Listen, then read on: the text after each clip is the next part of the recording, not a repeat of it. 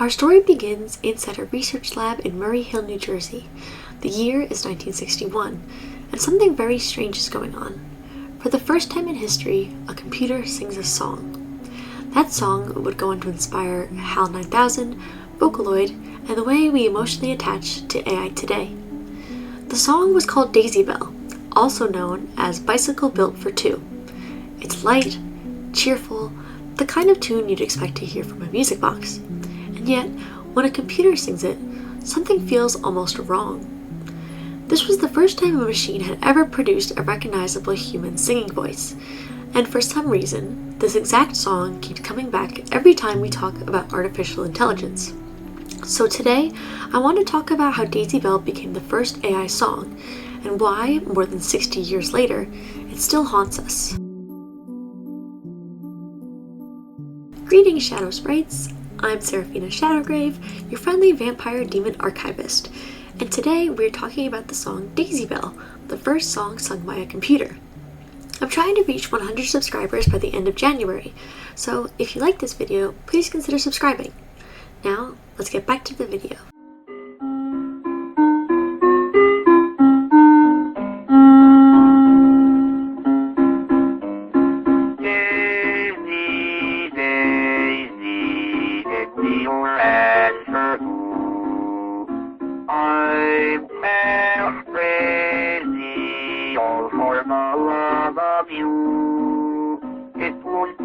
Stylish marriage, I can't afford a carriage, but you look sweet upon the seat of a bicycle built for two.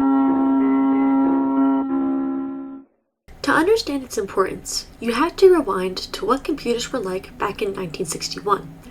This all began at Bell Labs in Murray Hill, New Jersey. Bell Labs was basically ground zero for modern technology. Transistors, information theory, huge chunks of the digital world can all be traced back here. And sitting inside Bell Labs was the IBM 7094. The IBM 7094 cost $3 million, which is around $20 million today. Fewer than 300 were ever built. It took up an entire room, needed constant cooling, and could do about 250,000 calculations per second. At the time, that was ridiculous power. But no one was afraid of computers doing math. What unsettled people was the idea that a machine could do something so human. The people behind this experiment were physicist John L. Kelly Jr. and programmer Carol Lochbaum. Kelly had been working with something called a vocoder, which was designed to analyze and compress the human voice. The idea was efficiency, not creativity. But Kelly had a different question. What if, instead of breaking the human voice down, a computer tried to create its own voice? To test the idea, they needed a song, and Daisy Bell was the perfect choice. The melody is simple, familiar, and conveniently wasn't under copyright anymore. So they programmed the IBM 7094 to simulate how a human vocal track works, calculating the pitch, vowels, and tone step by step. No recordings, no samples, just math.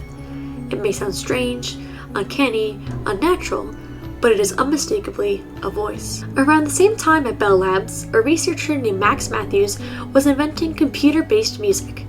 Back in 1957, he wrote a program called Music. Using it, he did something that no one had ever done before.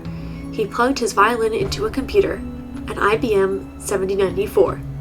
For the first time, live music became data. Matthews would later invent the radio baton, which let musicians control digital sound by moving their hands through space. Decades later, that same idea would show up in the Nintendo Wii remote. Daisy Bell wasn't just some gimmick, it was part of a bigger realization. Computers weren't just number machines anymore, they could be used for creative expression. One of the people who saw a demonstration of Daisy Bell in person was Arthur C. Clarke, who co-wrote 2001: A Space Odyssey with Stanley Kubrick. And the song stuck with him. Years later, when Clarke and Kubrick were working on 2001, he knew exactly where that song belonged.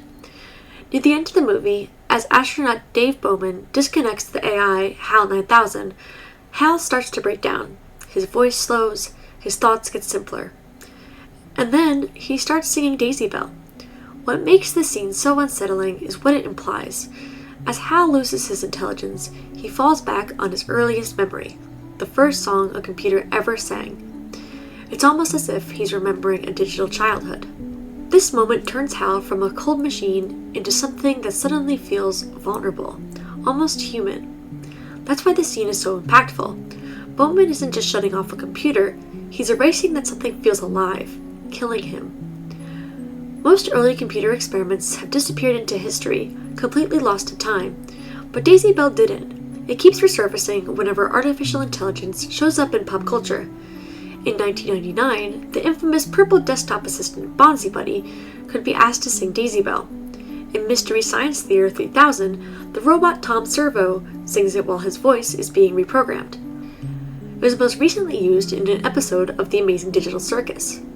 Different decades, different technologies, but the song remains. Daisy Bell has almost become a metaphor for a machine pretending to be human. Daisy Bell would also inspire the creation of one of my favorite things, Vocaloid. In the year 2000, Yamaha began work on something they called the Daisy Project, the early version of what would eventually become Vocaloid. Only 2 voices from the original project were ever released, Leon and Lola, in January of 2004. Once again, Daisy Bell was right there at the start, from a single computer voice in 1961 to fully synthetic singers with worldwide fame. So, why is it still creepy? The first part is the sound itself. The voice is almost human, but not quite, and our brains really don't like the uncanniness of it all. But the deeper reason is what the song represents. Daisy Bell is about commitment, about partnership, and about love.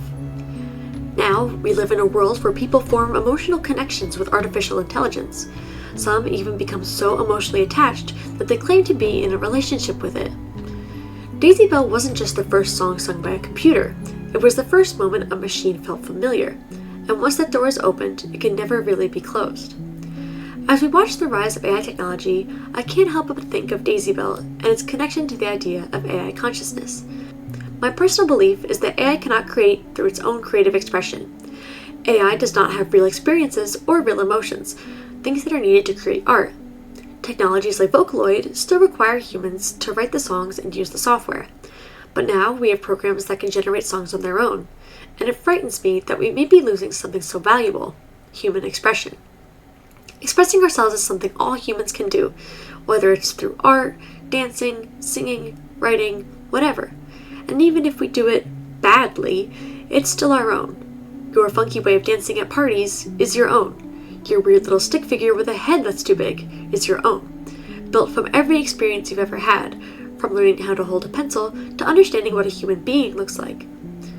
Daisy Bell brings us back to a simpler age of computing, where AI was still a distant dream. But as time went on, it began to feel more and more connected to our current moment. It forces us to ask questions about creativity, art, emotion, and consciousness, big ideas that are deeply personal to each of us. So not only did Daisy Bell sound haunting, the questions it raises haunt us too.